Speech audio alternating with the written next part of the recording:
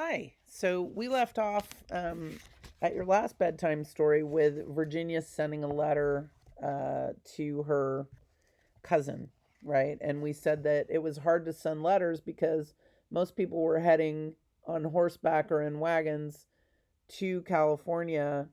Not a lot of people were going back east. So you had to wait until you saw somebody and then you could give your mail to that person. While she was writing her letter, Mr. Thornton carved a high cross on the sheer side of the rock above all the names. It should be there as a symbol of our Christian faith, he explained to his wife as the two of them strolled off toward their wagon.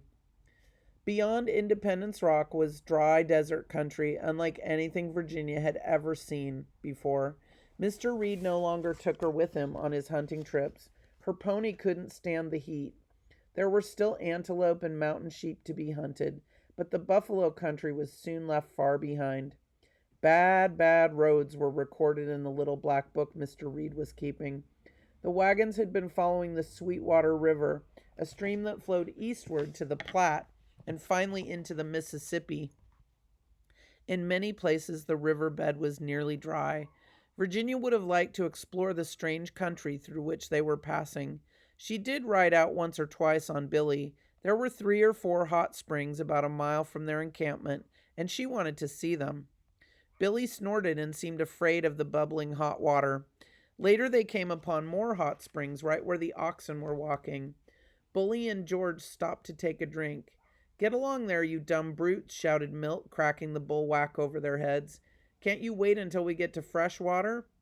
They left a steaming track behind them, where the wagon wheels broke through the crust into what looked like the devil's own tea kettle.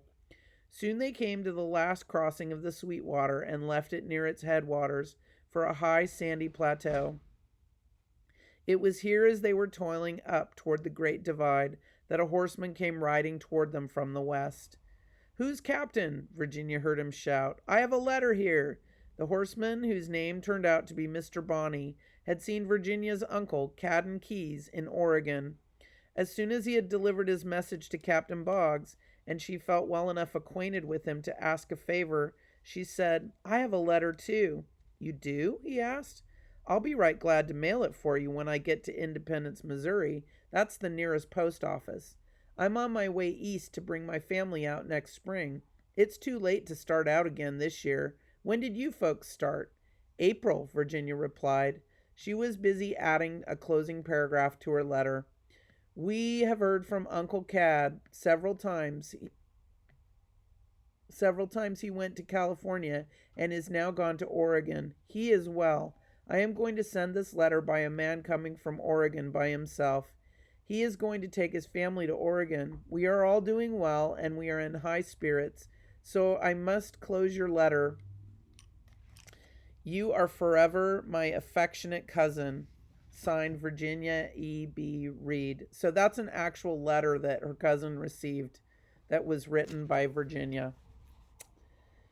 Mr. Reed wrote the address and the words "per Mr. Bonney" to the States on the folded square of paper.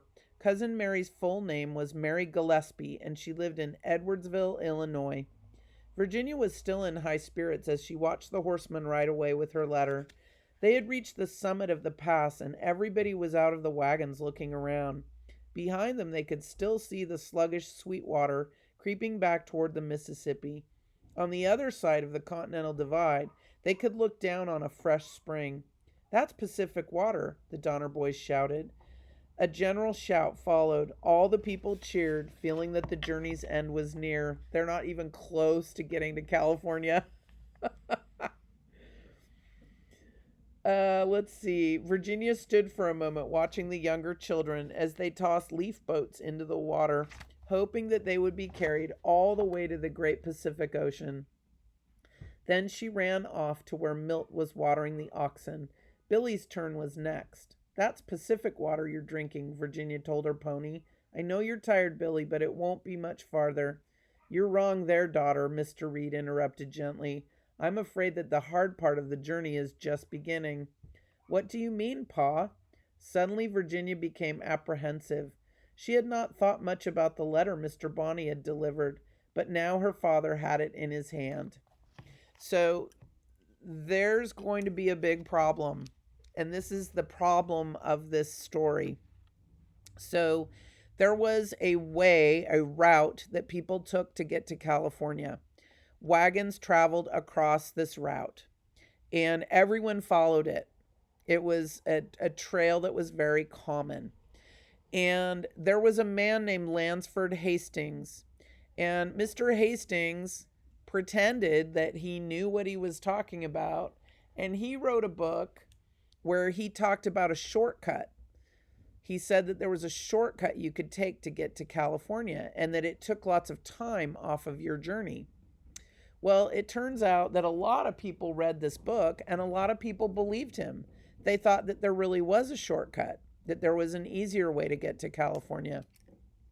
It turns out that Mr. Hastings was lying, that there really wasn't a shortcut, that he was wrong, and that there was actually no road where the shortcut was supposed to be.